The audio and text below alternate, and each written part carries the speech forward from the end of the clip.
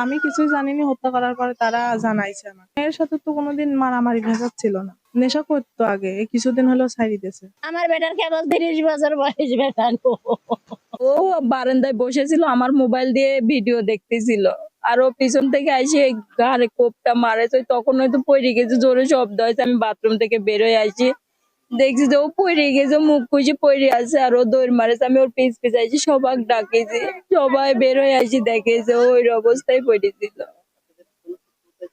না, ওর সাথে কোনো ঝগড়া না, মারামারি না, কোনো কিছু না। আমার বেটার কেবল 30 বছর বয়স বেটা। ও বেটাই আমার 2 ছেলে 2 মেয়ে গো। 4টি ছেলে মেয়ে, তুই তার বাপ মারা গেছে এই 15 বছর। আমি শুয়ে আছি, এই সময় আমার ভাগ্নি বেটার বউ যায় নক করার পরে আমি উঠলাম, কি হয়েছে? তো কচ্ছে এরকম আপনার ছেলে গলা কাটি ফেলেছে, ও মরে গেছে মনে হয়, এত করে টপ করে আসে। আমি আবার আমার ওই 2 ভাই ডেকে নিয়ে আসার পরে এখন দেখি উনি পড়িয়ে আছে, তখন আমরা ভ্যানে করে নিয়ে হসপিটালে যাই।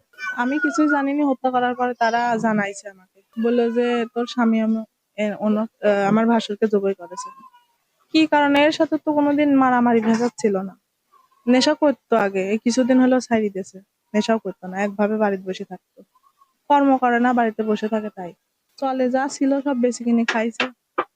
মাঝে কিছুদিন ভ্যান কিনে দিয়েছিলাম 2টা, সে 2টা ভ্যান কিছুদিন কর্ম করেছে, আবার বেশি খাইছে বসে বসে। জহিরুল সে সে ধারালো রিয়াং বলে বা যেটা হাসুয়া বলে, ওটাতে তার ঘাড়ে কোপ মারে ছেলেতে একাধিক 2-3টা কোপ মেরে সে দ্রুত ঘরটি তালা মেরে সে দ্রুত তারপরে চলে যায়।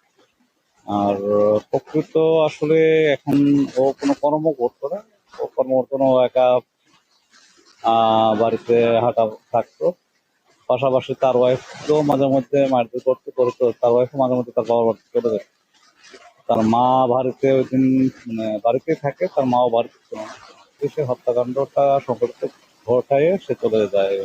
আমরা তাকে গ্রেপ্তার করার পরে আমরা বিস্তারিত জানতে, তাদের সাথে আমি কথা বলছি, তারা দাপন শেষ করে তার থানায় আসবে, আসলে আমরা